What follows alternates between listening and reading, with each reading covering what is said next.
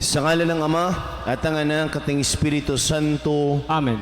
Ang pagpapala po ng ating Panginoong Jesucristo, ang pag-ibig ng Diyos Ama at ang pakikipagkaisa ng Espiritu Santo nawa po ay sumainyong lahat. At sumainyo rin.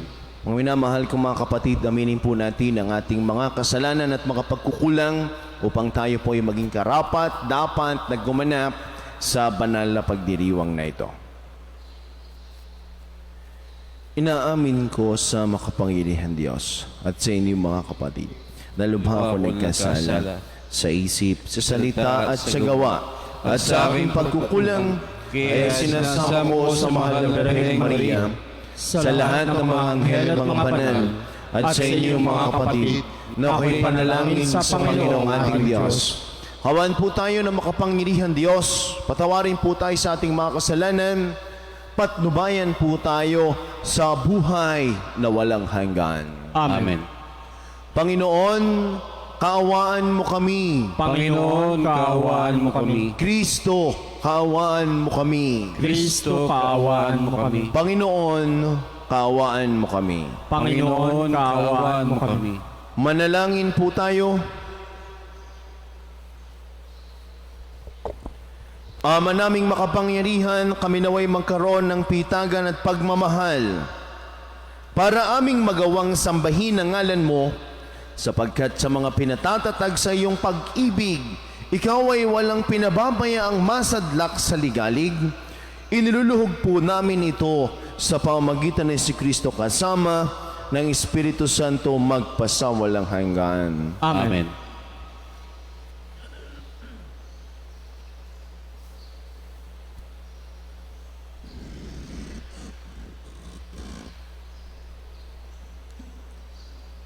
Pagbasa mula sa unang aklat ng mga hari.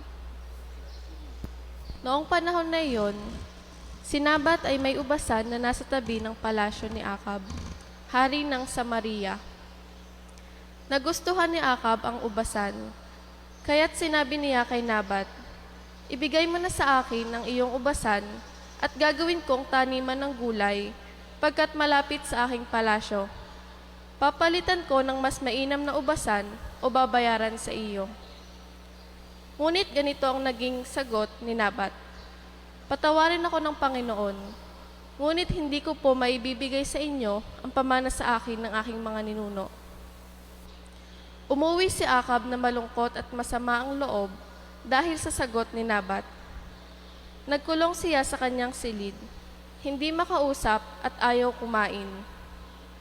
Nilapitan siya ni Reyna Jezebel at tinanong, "Ano bang isinasama ng loob mo at di ka makakain?"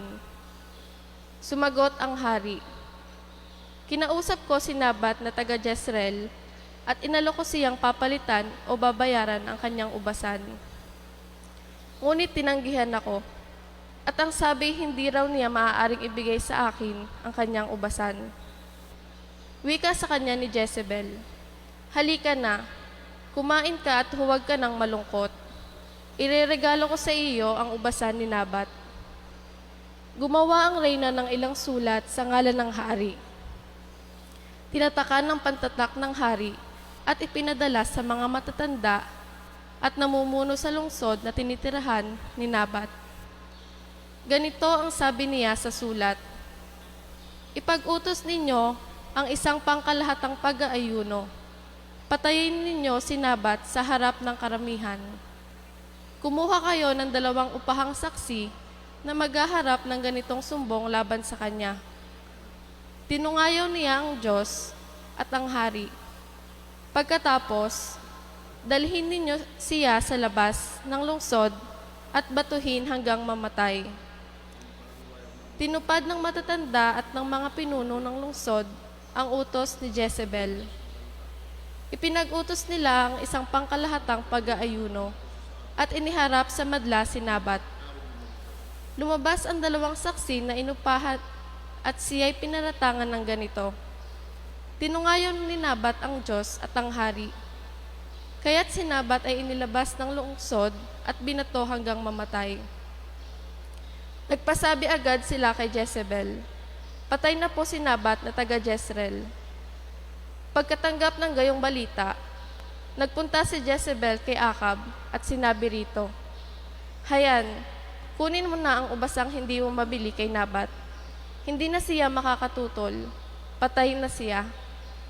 Nang malaman ni Akab na patay na si Nabat, pumunta siya sa ubasan upang angkinin iyon. Ang salita ng Diyos. Salamat sa Diyos. Salmong tugunan, Panginoon, ako'y dinggin, pagbigyan sa aking daing. Panginoon, ako'y dinggin, pagbigyan sa aking daing. Ako'y dinggin, poon, aking Panginoon. Sana'y pakinggan mo ang aking panaghoy.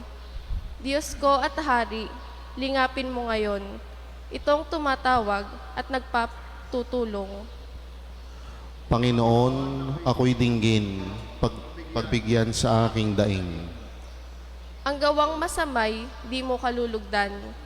Ang gawaing hidway, di mo papayagan. Ang mga palalot, masasamang asal, iyong itatakwil at kasusuklaman. Panginoon, ako'y dinggin, pagbigyan sa aking daing. Parurusahan mo yaong sinungaling, pati mararahas at ang mga taksil. Panginoon, ako'y dinggin, pagbigyan sa aking daing.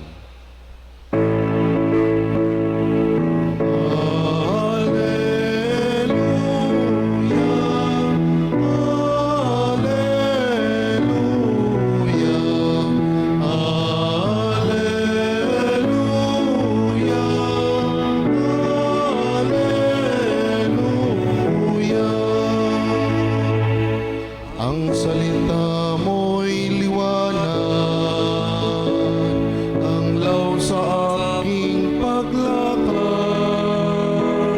sa paghakbang sa iyong landas.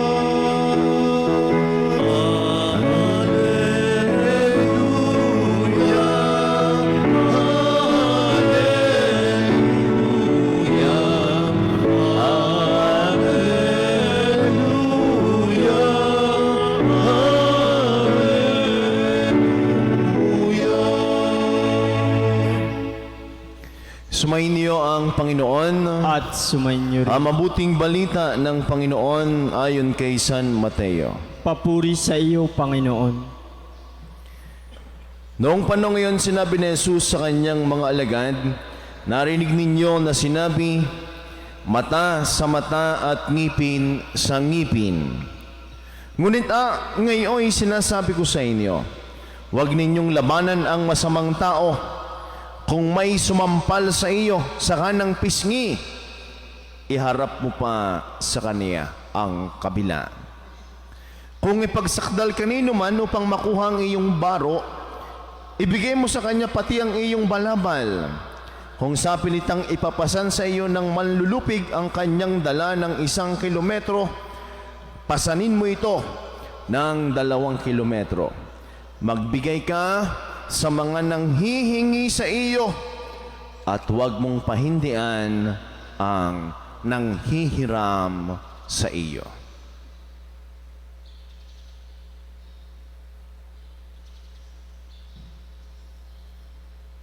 Maminamahal kong mga kapatid, ang mabuting balita ng ating Panginoon.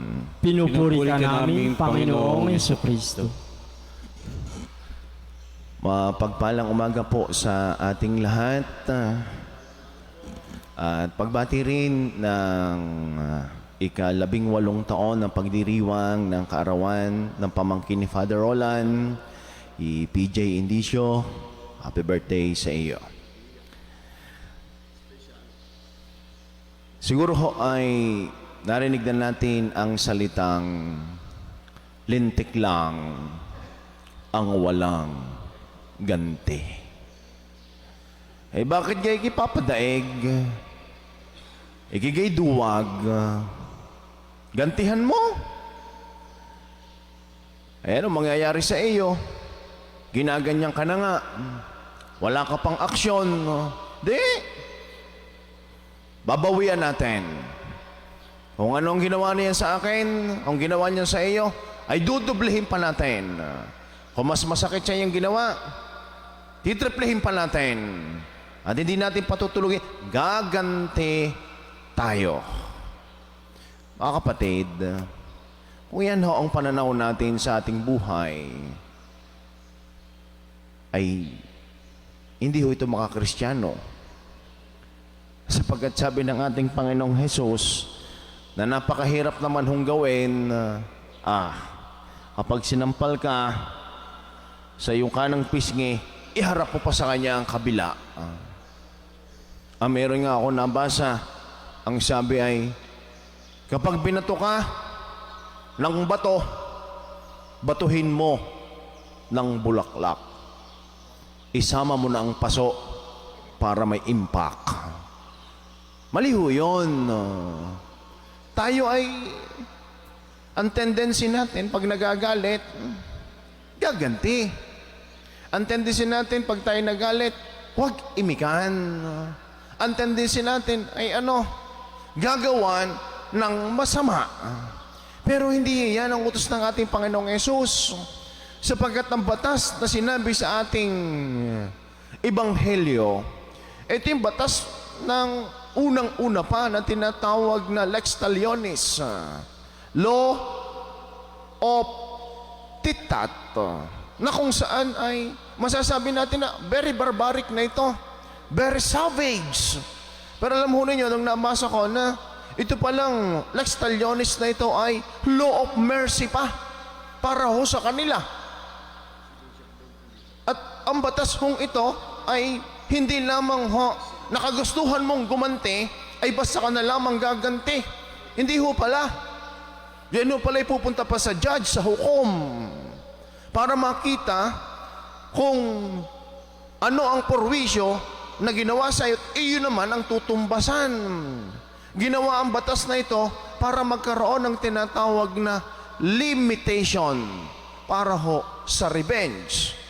Pero sa ating makabagong pananaw at pananaw ni Jesus, kahit man yan ay limitasyon man, ay mali pa rin.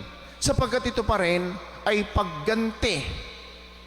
Sapagkat para kay Jesus, para sa ating mga Katoliko, ano bang nagagawa ng paghihiganti at bakit hindi natin kailangang maghiganti? Una ho, sabi nga sa pagdinilay ng isang pari ay kapag ikaw ay naghiganti, ayan ho ay hindi na matatapos ang gulo. Ang violence, kapag pumatay, papatay ka rin. Endless. Hindi ho matatapos ang karahasan. At pag ikaw ay gumanti, nagkakaroon tinatawag na self-destruction. Bakit? Masama ang loob mo. May tampo ka. May galit ka. Hindi ka makatulog. Inisip mo ng inisip ang masamang ginawa sa iyo ng taong ito. Ay sinong lugi? Hindi ka nakatulog eh. Mamaya, magagalit ka, ma-high blood ka. Pangalan pa lamang ang narinig mo sa kanya. Ay sino ho ang lugi? Yung tao na kinagagalitan mo o yung iyong sarili. Hindi ka mapanatili. Walang kapayapaan sa iyong puso. Ang totoo ho nito, mahirap ho ang magbigay. Pero mas may mahirap pa ho dito ang magpatawad. Ano ba ang pagpapatawad? Ang pagpapatawad ay hindi ho kahinaan. Hindi ho kahinaan ng umunawa. Eh bakit ako lalapit? Eh siya may kasalanan. Ano ako? Nasisiraan ng bait? Bakit ako ang pupunta? Eh siya may kasalanan eh. Pero hindi nang gusto ng ating Panginoong Jesus. Tayo mismo ang lumapit. Tayo magpakumbaba. Kayo ho mga nasa inyong mga tahanan. Eh dahil tanong ko ito sa inyo. May kagalit ga kayo? Ilan lang inyong kagalit? At anong inyong ginagawa? Ang totoo, ang kagalit ay hindi ginagawan ng mabuti. Pero para kay Jesus, kahit kagalit, gawan pa rin ng mabuti. Bakit? Sapagat may mabuti rin sa taong ito. Minsan nga ho daw ay may isang pari sa kanyang sermon ay nagtanong sa mga tao at ang sabi niya ay, sino sa inyo ang wala ng kagalit at wala ng kaaway? Sa dinami-dami ho ng sumimba, may isa hong matanda na nagtaas ng kamay. Kaya ang tanong ni Father, ay kaswerte naman ho ninyo at kayo wala na hong kagalit at wala na ho kayong kaaway. Ay matanong ko lamang, ilang taon na ho ba kayo? At ang sagot ng matanda ay Father, ako'y 90 years old na. Salamat sa Diyos, wala na akong kaaway, wala na akong kagalit, sapagkat silang lahat ay namatay na. Ako na lamang ang natira. Mga kapatid, hindi man ho natin kayang gawa ng mabuti ang atin ng mga kaaway, ay huwag na ho natin gawa ng masama. Wala naman hong masama kung ating ipagdadasal ho sila. Wala naman hong masama kung gagawin din ho natin ng mabuti. Pero kung labag din naman ho sa ating kaloob, ay napakahirap ho nito. Sapagkat ang sabi nga ho ni Mahatma Gandhi, kung ipairal ho natin ang batas na ito, an eye for an eye, mata sa mata, ang mundo ho natin ngayon, lahat ng tao ay bulag. Ang pamantayan ng paggawa ng kabutihan sa kaaway, ang pamantayan ng paggawa ng kabutihan sa kagalit, ay hindi sinusuklian ng paghihiganti. Sa halip ay pagpapatawad at pagmamahal. Sa huling bahagi ng ating ebanghelyo, anong sabi ng ating Panginoon? Magbigay ka sa mga nanghihingi sa iyo at huwag mong pahindian ang nanghihiram sa iyo. Kaya pag may lumapit sa inyo at nangungutang, huwag na kayong magkatubili. Huwag na kayong magdalawang isip. Yun na hong pautangin, lalo tigit ho sa panahon ngayon. Ay, Father, wala naman kami may pautang Ay, kung hindi man kayang ipautang ang lahat, ay di kung ano lamang ang makakaya. Ay, paalala din naman ho sa mga manghutang. Ay, kayo naman yung magbabayad. Ay, kayo na may kagaling minsang umako Kaya nga't may kasabihan para ho sa inyo. Ang hindi marunong lumingon sa pinagkakautangan, kailanman ay hindi na makakautang uli. Kaya, Father Edwin maliwanag itong ebanghelyo. Huwag mong pahindihan ang hihiram sa iyo. Kaya pag si Father Roland ay umungot sa iyo, huwag mo nang pahihindian. Sapagkat ang pagpapahiram ay pagpapaalala ng pagtulong sa mga nangangailangan. Kaya nga't ang ating ebanghelyong iti pinapaalalahanan tayo, huwag na nating gamitin ang salitang lintik lang ang walang ganti. Sapagkat wala naman tayong dapat gantihan. Kung ang Diyos nga, nung nagalit, nung nagtampo, ginawang ba tayo na ng masama? Hindi ho. Sa halip nga ho'y may ibinigay pa siya. At yan ay ang kanyang bugtong na anak.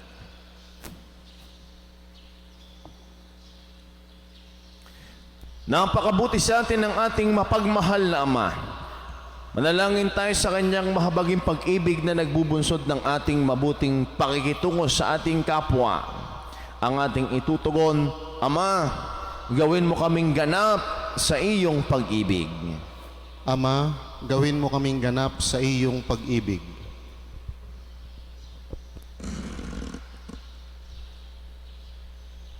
Bilang bayan ng Diyos, naway maisabuhay natin ang batas ng pag-ibig ni Kristo. Manalangin tayo sa Panginoon. Ama, gawin mo kaming ganap sa iyong pag-ibig. Ang ating mga kaaway, maging yaong mga nakasakit at nakagawa sa atin ng masama, sa anumang paraan, naway mapatawad natin. Manalangin tayo sa Panginoon. Ama, gawin mo kaming ganap sa iyong pag-ibig. Atin nawang maiwasan ang pagkakahiwa-hiwalay at pagmakasarili para maiwaksi ang kasamaan sa pamamagitan ng paggawa ng kabutihan. Manalangin tayo sa Panginoon. Ama, gawin mo kaming ganap sa iyong pag-ibig. Ang mga pinaging manhid na ng pagkakasala naway hipuin ng Espiritu ng Panginoon upang magbalik loob sila at magbagong buhay. Manalangin tayo sa Panginoon. Ama, gawin mo kaming ganap sa iyong pag-ibig. Ang ating mga mahal na yumao naway ligtas na makaagapay pauwi sa piling ni Kristo. Manalangin tayo sa Panginoon. Ama, gawin mo kaming ganap sa iyong pag-ibig.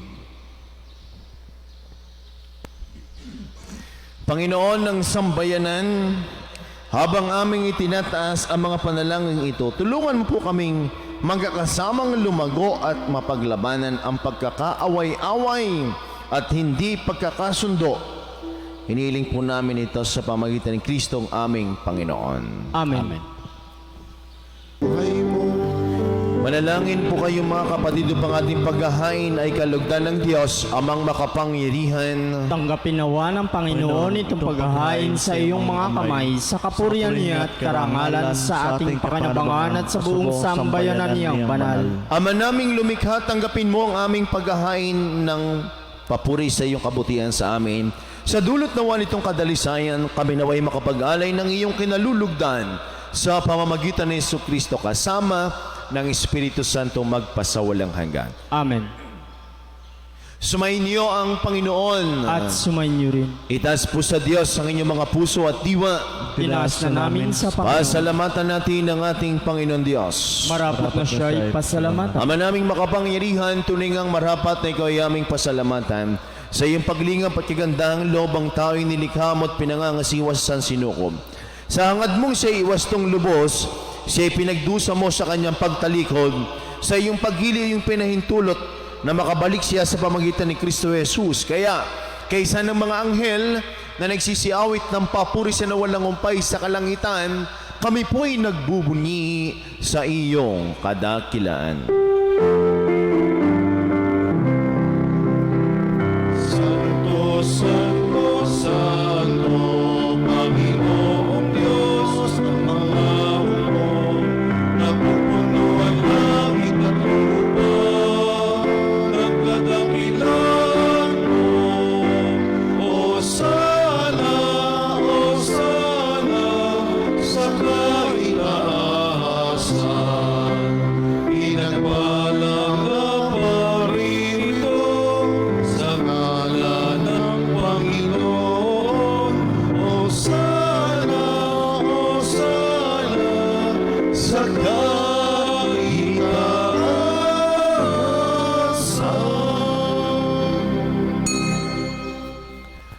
Ama naming banal, ikaw po ang bukal ng tanang kabanalan. Kaya't sa pamagitan ng iyong Espiritu, ngayon mong banal ang mga kaloob na ito upang para sa amin ay maging katawan at tugo ng aming Panginoong Jesucristo. Bago niya pinagtisang kusang loob na maging handog, hinawakan niyang tinapay, pinasalamatan kaniya, pinaghati-hati niniyabot sa kaniyang mga alagad at sinabi, tanggapin ninyong lahat ito at kanin, ito ang aking katawan na ihahandog para sa inyo.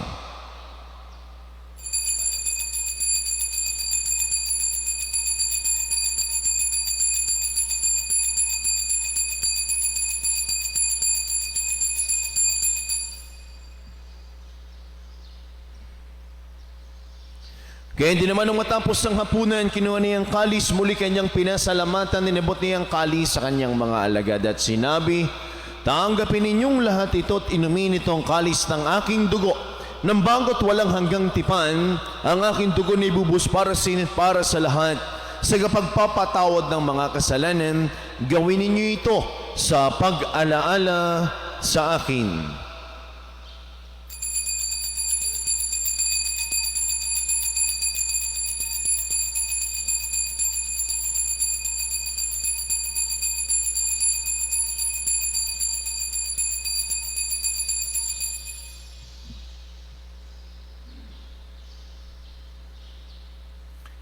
Ang misteryo ng pananampalataya. Si Kristo'y namatay, si Kristo'y nabuhay, si Kristo'y babalik sa wakas ng panahon. Ama, ginagawa po namin ngayon ang pag-alaala sa pagkamatay at muling pagkabuhay ng iyong anak.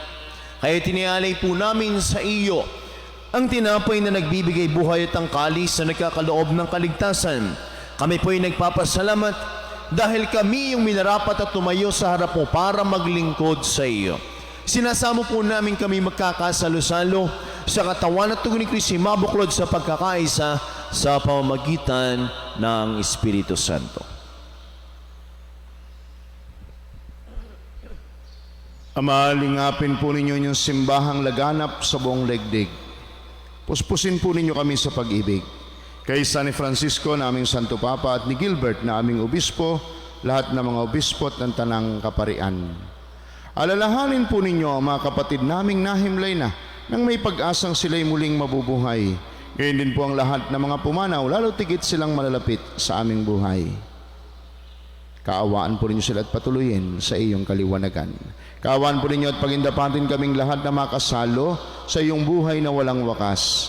Kaysa ng mahal na Birheng Maria na Ina ng Diyos, ni San Jose na kanyang kalirisinisang esposo at minamahal naming patron, kaysa ng mga apostol at ng lahat ng mga martir at banal, lalo tigit ni na San Lorenzo Ruiz, San Pedro Calungsod at San Jose Marelo, na namuhay dito sa daigdig ng kalugod-lugod sa iyo. May pagdiwang po nawa namin ang pagpupuri sa ikararangal po ninyo sa pamagitan ng iyong anak na aming Panginoong Jesucristo.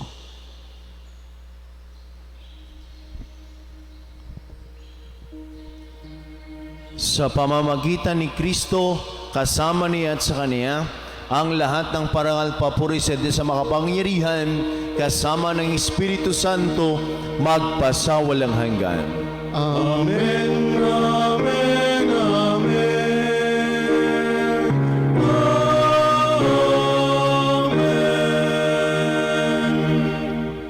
Sa tagubili naman na kagagaling na utos sa turo ni Jesus na Panginoon natin at Diyos, ipahayag po natin ang lakas loob. Ama namin, sumasalangit ka, sambahin ang ngalan mo,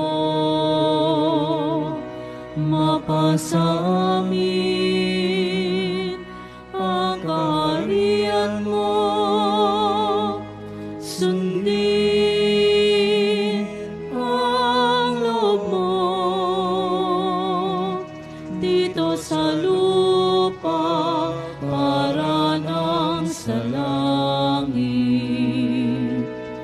Bigyan mo kami ngayon ang aming kakanin sa araw-araw. At patawarin mo kami sa aming mga sala para ng pagpapatawad namin sa nagkakasala sa amin.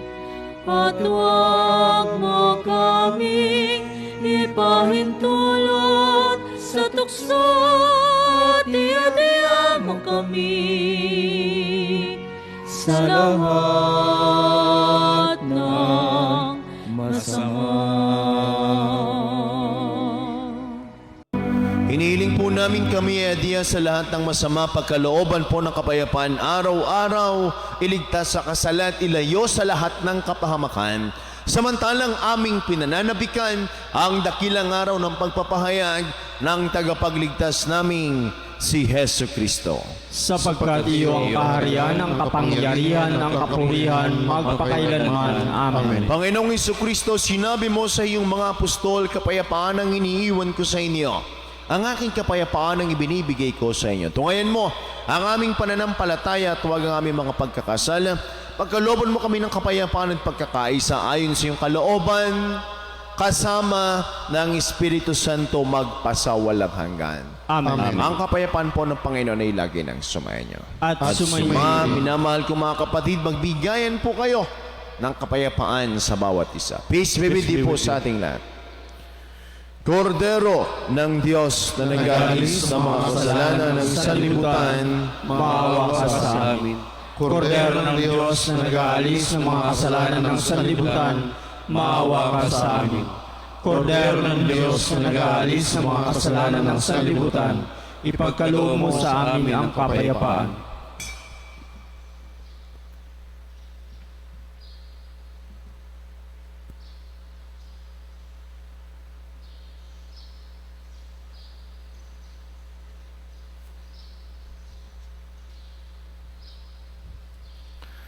Maminamahal kong mga kapatid, ito ang kordero ng Diyos, itong Kristong muling nabuhay. Sinagalis sa mga kasalanan ng sanlibutan. Mapalad po tayong lahat ng mga inaanyayahan sa kaniyang banal na piging. Panginoon, hindi ako dapat na magpatuloy sa iyo. Ngunit sa isang salita mo lamang ay gagaling na ako.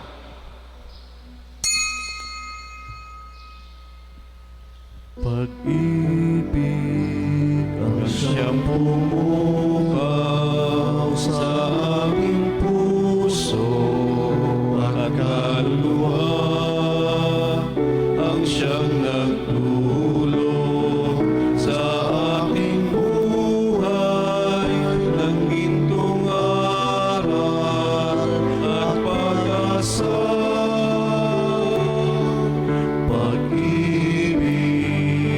Siyang buklod natin, di mapapawi kailan pa man. Sa puso't diwa, tayo'y isa lamang, kahit na tayo'y magkawalay. Pagkat ang Diyos natin, Diyos ng magmahalan tayo't magtulungan, at kung tayo'y bigo ay huwag limutin na may Diyos tayong nagmamahal. Sikapin sa aking pagsuyo, ating sa buong mundo, pag-ibig ni Jesus ang siyang sumakop sa mga pusong uhaw sa pagsuyo. Panginoong Hesus, ako ay naniniwala na ikaw ay nasa kabanal-banalang sakramento. Iniibig kita ng higit sa lahat at ninanasa kong tanggapin ka sa aking kaluluwa, sapagkat sa mga sandaling ito'y hindi kita matatanggap sa sakramento. Tumuloy ka sa Espiritu sa aking puso. Niyayakap kita na para bagang naririto ka na, at inaalay ko ng buong buo ang aking sarili sa iyo. Huwag mong hayaang mawalay ako sa iyo. Amen.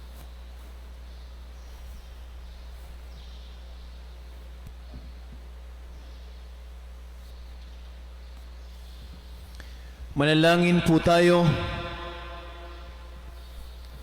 Manaming mapagmahal, kaming nakinabang sa katawan at tugon ng iyong anak ay sumasamo sa iyong habag upang ang aming taimtim na ginanap ay maging pagtanggap namin sa tiyak mong pagliligtas sa pamamagitan ng Jesucristo kasama ng Espiritu Santo magpasawalang hanggan. Amen. Amen. Sumayin niyo ang Panginoon At sumayin niyo rin. pagpalain po kayong lahat, ingatan, gabayan ng ating makapangyarihan at mapagmahal na Diyos sa ngalan ng Ama at ng Anak at ng Espiritu Santo. Amen. Ang misa po ay naialay na humayo po kay taglay ng pag-ibig ng ating Panginoon Diyos. Salamat sa Diyos. Magandang umaga po sa ating lahat.